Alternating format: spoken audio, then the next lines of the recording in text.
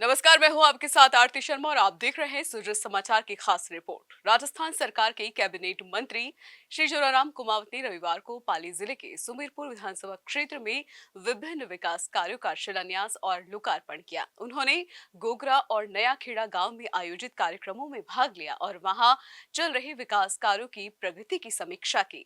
मंत्री श्री कुमावत ने गोगरा गांव में पेयजल टंकी के निर्माण कार्य का शिलान्यास किया। वहीं नया खेड़ा गांव में विद्यालय में पुस्तकालय और नए कक्षों के निर्माण कार्य की आधारशिला रखी। आप हमारी ये विशेष रिपोर्ट देखिए।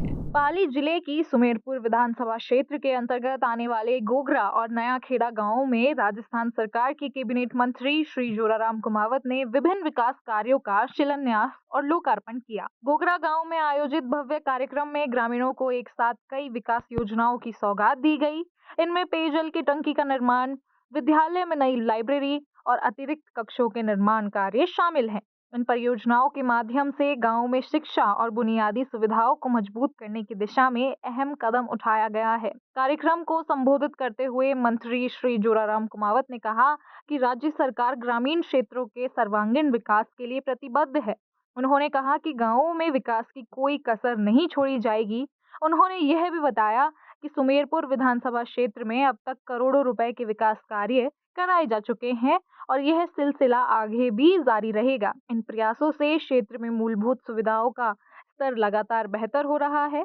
इस अवसर पर ग्रामीणों ने मंत्री का माल्यार्पण और साफा पहनाकर स्वागत किया। कार्यक्रम में जनप्रतिनिधि, अधिकारियों और बड़ी संख्या में ग्रामीणों की उपस्थिति भी रही। इस अवसर पर कैबिनेट मंत्री श्री जोराराम कुमावत ने बताया कि राज्य की भजनलाल सरकार पशुपालकों के लिए विभिन्न योजनाएं चला रही है, जिनका फायदा पशुपालकों को उठाना चाहिए। देवस्थान मंत्री, गोपालन मंत्री बनाए तो दो तीन योजनाएं शुरू की है सरकार से। एक योजना तो शुरू की है कि पशुओं का बीमा पहले नहीं होता था, अब जैसे पशुओं का बीमा करना शुरू किया है।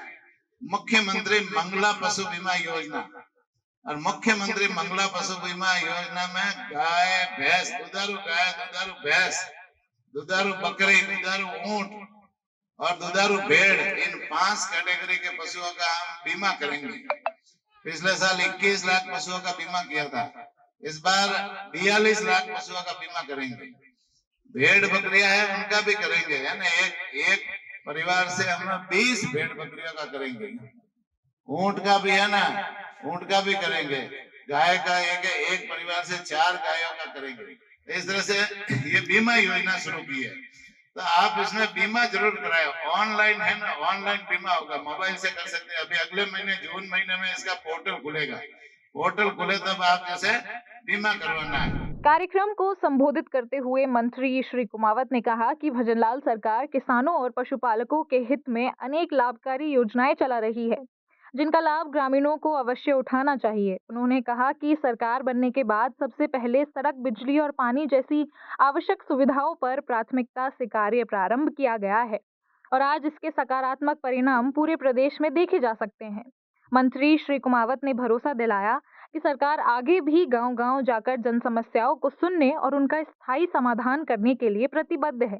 उन्होंने कहा कि राजस्थान को आत्मनिर्भर और आत्मविश्वासी बनाने के लिए हर स्तर पर योजनाबद्ध तरीके से कार्य किया जा रहा है। कैबिनेट मंत्री श्री जोराराम कुमावत के नेतृत्व में सरकार ने ये स्पष्ट संकेत दिया है कि गांवों की प्रगति ही राज्य के समग्र विकास की नींव है।